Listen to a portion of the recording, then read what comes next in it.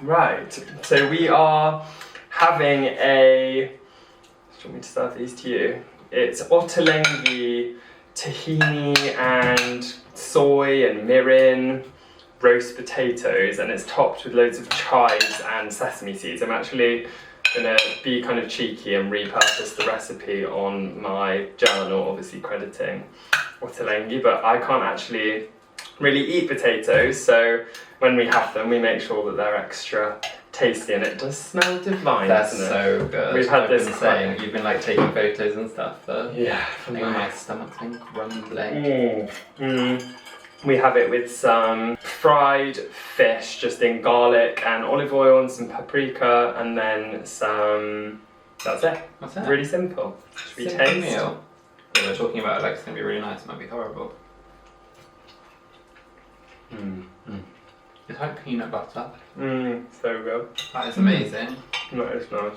Not to toot your own horn. Your own horn.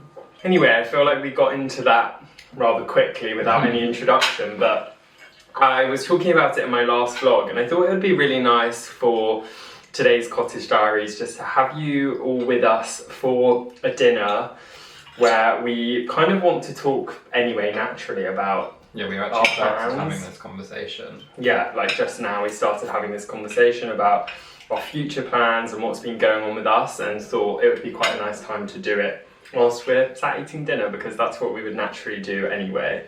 Yeah, it's like being on Big Brother. Which I'm so excited for. It's coming back. It's like 7 weeks today or something. Yeah, it'll be really soon. A few people I know actually, I think, were thinking of auditioning, so you never know, you might know someone who's in there. I was actually reached out to, do you remember, by casting. Watch this space, guys. Basically, life has been really busy recently, hasn't it? We've had a really busy month. I feel like maybe we should debrief on things. So Mikey obviously started working with me 6 weeks ago. Yeah. Yeah, it's gone really fast, but I think it's been really good. Yeah, it has been really good. I've actually really enjoyed it. Yeah, I think the nice thing about kind of what I do is with design that I kind of keep that stuff and still manage that myself, but it is really varied, isn't it? Whether it's kind of working on a design client and a different kind of style of property, or going to a meeting, or doing an interview, or creating content, or filming and editing. Yeah, it's never the same. You're doing like different things. Yeah, it's nice. I really enjoy it. What's your boss like?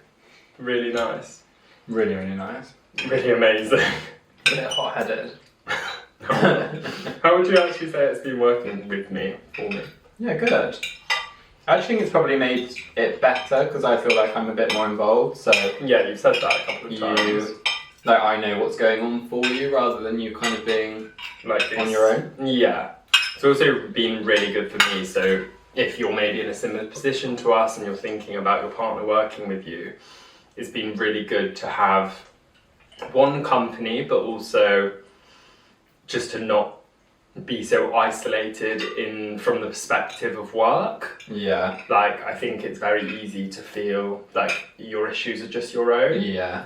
So it's nice to kind of have someone to deload those things too. Yeah, I really enjoyed it. I'm really sorry, by the way, if we're talking at all with our mouths full. I'm really trying not to, but naturally having a conversation like this whilst eating, there is probably going to be a little bit of that, so please forgive us. It's kind of like Table Manners, the podcast, isn't it? I know, I don't know how they film that. I know, they must just constantly be stopping and starting. Yeah. But I was going to say, it's also been a bit of a weird month because obviously I was like assaulted at the start of July, and I can't believe that's only like 5-6 weeks ago. I know, so much feels like it's happened since then. It feels like ages a ago. lifetime ago, and I think that's a really good thing because I've been able to feel like I'm moving on quite a lot from that, and I don't feel like that's affecting me, but obviously in the day-to-day it's not, but yeah, when I kind of get really run down and low, I think that probably does have a part to play in it. Yeah. We've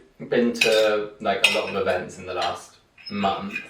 So say moving on from your like incident, shall we call it? Yeah. It was really nice. We went to my friend's engagement anniversary, which was in London as well. I don't think we vlogged any of that, did we? No, I don't know if we did. I think we just took the time off because we'd been to Cologne that week and then got back, then went to Manchester, then went to London, so it was quite full on. Yeah. I was also really ill off the back of all of that, which you may have noticed in some of my vlogs. I was just completely blocked out. You almost like got better but not fully better, and then got like way worse because of that. But when we were in London, we stayed at the same hotel that we stayed in for Pride, went into Soho, so it was quite nice because I was thinking that you might be a bit like, I don't want to say like traumatised, but a bit like it would all come back, but I didn't think it really did. It was nice to be with friends because it was obviously a nice distraction and just kind of being able to move on quite quickly and be in the same situation, like back in central London, staying in the same hotel, drinking. Just kind of, I just thought it would all come back. Yeah, so really. That's really good. Yeah. And otherwise, we've been having a lot of conversations, which I'm sure a lot of you will be thinking, this seems way too soon considering everything that's happened recently, but we've been having a lot of conversations about where we want to live going forward, because we kind of now have the luxury of taking our time and deciding on a location. It's not like we're planning on moving now. No. I don't think it's more just, I think both of us like to have an idea in mind of what's going to happen. I don't think we're not really the type of people who can just kind of be like, oh, we'll leave it up to fate and see what happens. Even if the plan changes, we like to have a plan. Yeah, I think so. Like, we're quite like put our eggs in one basket type of people in our minds. Yeah, so, I've always been like that, I think. I probably just learnt it from you. I think we really go back and forwards between city and not honestly, living in like the week city. to week, we moved into the city in our heads, and then we moved into the country, and it's back and forth, back and forth. I think it's really difficult. If anyone has any insight on this, then please comment below. But it's really hard because I think as a younger, I say younger, we're not that young now, but we're clawing on to younger.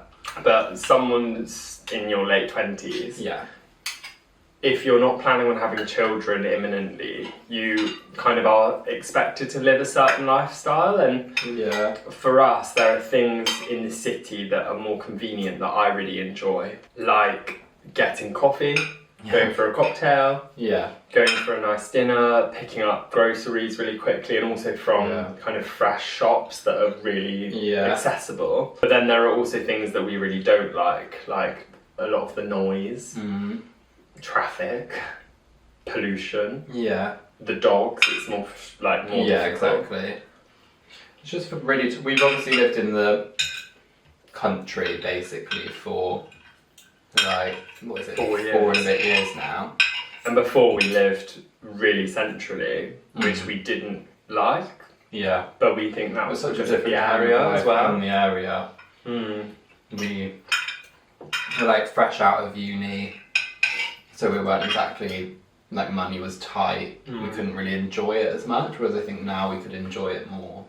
Yeah, exactly. And we're not planning on having children anytime soon, whereas I think 2 years ago we thought we would probably have children by now.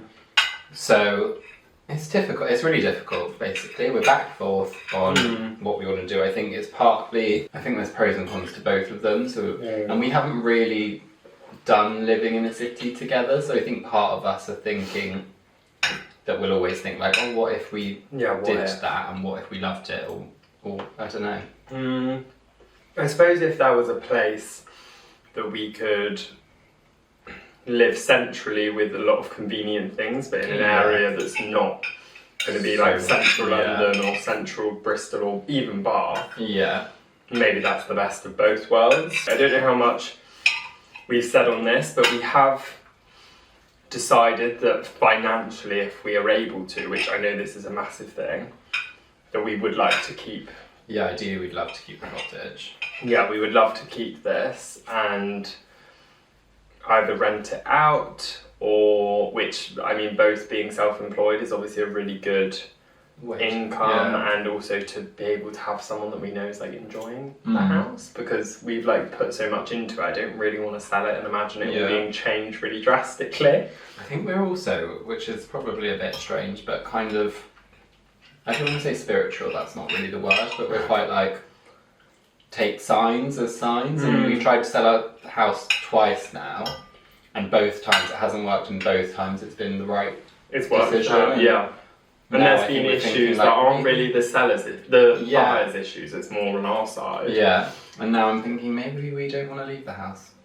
But not, like, I think we have to leave the house, but we don't want to leave it behind. Yeah, I agree. Or hold on to it.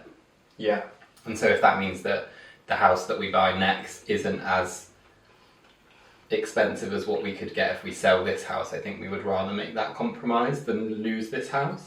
Yeah, and I also think being completely authentic, I talk a lot about small homes online and the benefits and why I love having a small home, and that is completely genuine. I don't think there's any part of us that would buy a 4, 5, 6 bedroom house with different reception rooms, drawing rooms. I just can't imagine that would ever happen.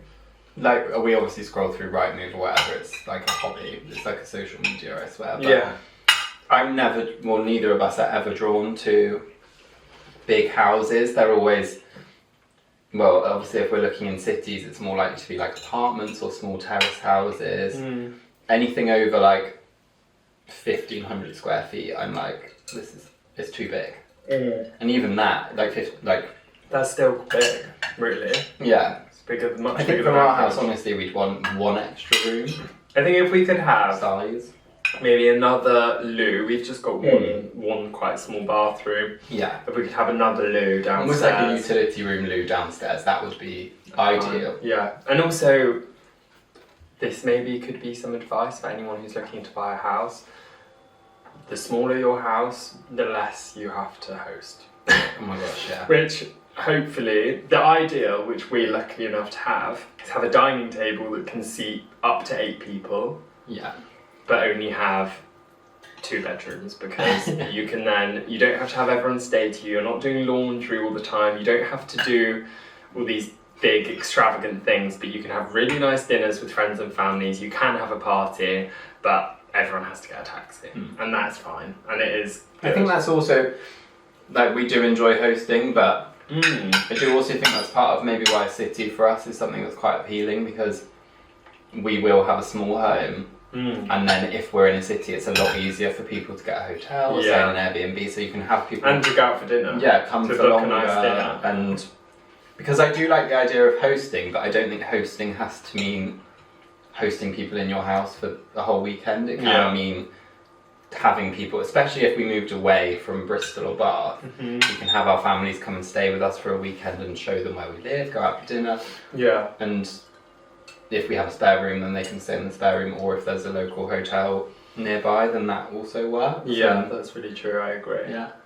I also think something that we definitely need to think more about, and we're going to continue to talk about and visit different places, but I feel personally like I want to have a complete change, and I don't know how that would work for you. With obviously Mikey's job is based in Bristol, but there are options for my job to work from home, so yeah, I mean that's something that if we can't, then we can't, but I would ideally like to kind of have a fresh start and move. I don't know if anyone else feels the same, and maybe this is too deep for dinner time conversations, but... Sorry, I'm just going to finish these, they're so good. Yeah, no, finish them. I feel like your parents, and this obviously is a real generational thing, because my parents are from Bristol, and they've stayed in Bristol, both of them, their whole lives. Your parents obviously aren't from Bristol, either of them, and they've both moved from different places and met at university in Bristol. So both ways, our parents have chosen where we live. Yeah. We live between Bath and Bristol, so we've kind of pushed it as far as we can. We're on the very border, and I feel like I would really like the opportunity to explore living somewhere else and be outside of our comfort zone, and kind of make as I'm so grateful for everything our parents have obviously done for us and given us the life we have, but I think it would be really nice to try and make something for ourselves away and Yeah. without being reliant on people. Not that we rely on our parents at all now, Yeah. but kind of not reliant on current friends, family, just everyone. It would be nice to kind of have a fresh start, meet new people. Yeah, and we've never done that, so... Yeah, we didn't move away from You moved away for weeks. for weeks, literally like 4 weeks, so that doesn't really count, and I think it would just be nice, whether it works, we do it forever or not. Yeah. I do think there's part of us that is kind of thinking like, kind of similar to like moving to a city, like, well, if we never do that, what if we miss something? Or Yeah. You just experience. I think in life you really have to try things as soon as they come into your mind, and I know I've always done that from like a business sense. Yeah. Whenever I get an idea, I really like passionately and obsessively have to follow it through, otherwise I feel like I get really guilty. And do you not think? Did you just have to stop yourself saying follow through? You were like, follow it through. I didn't even notice. But yeah, so I do think kind of thinking about past experience and how that can maybe guide us in future decisions. Everything that I've wanted to do in the past has always worked out. Yeah. And even like this house. Yeah. That was your... No, you didn't really. I didn't want to move out of Bristol. Yeah, Mikey was desperate to stay in kind of Clifton, central Bristol, if you know the area. And we were only looking at houses there, and then we saw this, and it was out of our price range, wasn't it? And we were like, we really want it, and then we manifested it, and it worked. And we didn't get any extra money. We just basically hounded the estate agents until we got it. What a good deal. I also think, I know this is really, people feel very differently about it, but manifesting things, I really believe in. I don't know if for you though it's manifesting. I think you call it manifesting, but I just think you're very good at putting your mind to something. But I don't think you are like, I really want this to happen, I'm going to will it, and then it just happens. You work very hard to make things happen, and I've always said that. I'm not like that. You are. I don't think I am, and I'm okay with that. You've worked very hard to make what I want happen. Well, maybe that's like what I do. putting the bins out and doing the washing. No, but I just don't think I'm as driven as a person, and I think that's fine. But you are very driven. Jesus. You're right. I do this thing where I crunch ice cubes and I choked on it. Driven and clumsy, I would say Toby's two main qualities. Very clumsy. I think that's a very creative thing to be very Please clumsy. let me know in the comments if you're creative and clumsy, because I definitely am. You're very clumsy. Yeah. On that note, actually, someone asked me about this a while ago, but I am starting privately the process of doing ADHD testing, because and it's just a personal choice that you don't need to get a diagnosis if you think you might have it, but something that I've been told a lot I should look into more and more recently as well, when I was young, and I feel like I'm at the point now where I would just really like to know either way if that's something I have. And also it can help if you actually are diagnosed with it, obviously, and then there's things you can do, or even just to know what your triggers are, what your symptoms are, so that you can put it down to something. Because sometimes I think obviously we don't know if you are or not, but you can kind of spiral into like a downward circle, probably because you don't know what's going on in your mind. Yeah, for sure.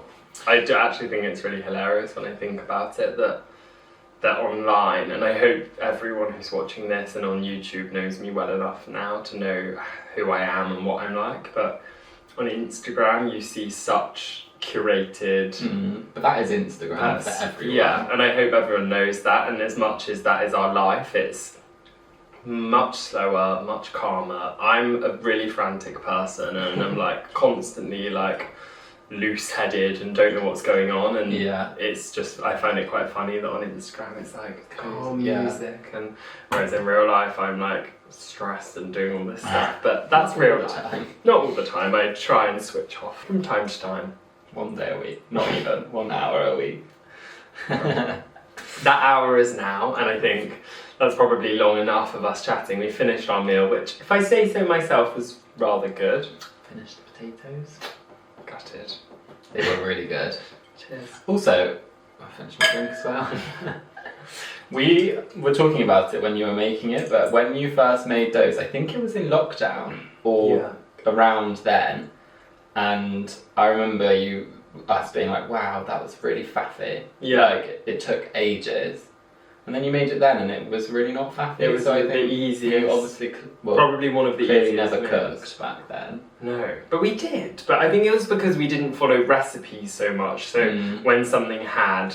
He puts a lot of things. It had like mirin, soy sauce, tahini, harissa, rice vinegar, Japanese rice vinegar, like all of these different things, and we probably didn't have it, so we had to buy all of that. Yeah. Whereas now we just we actually had most of it. had all of it. We had run out of tahini, and that was it really. Anyway, I am going to finish this video there, but I really hope that that was a bit of insight into what's been going on with us and our thoughts going forward. And we don't know when all of those things are happening, but it's just something we're currently thinking about and talking about. So I wanted to be transparent and include you in that conversation, and I actually really enjoyed doing that. It was quite nice. I mean, we were going to have that conversation anyway. Outlet. So yeah, I'm glad we picked up the camera and filmed, and I'm going to run a bath now and wind down for the evening, and I hope you have a restful end to your weekend as well, whenever you're watching this. But thank you very much for watching.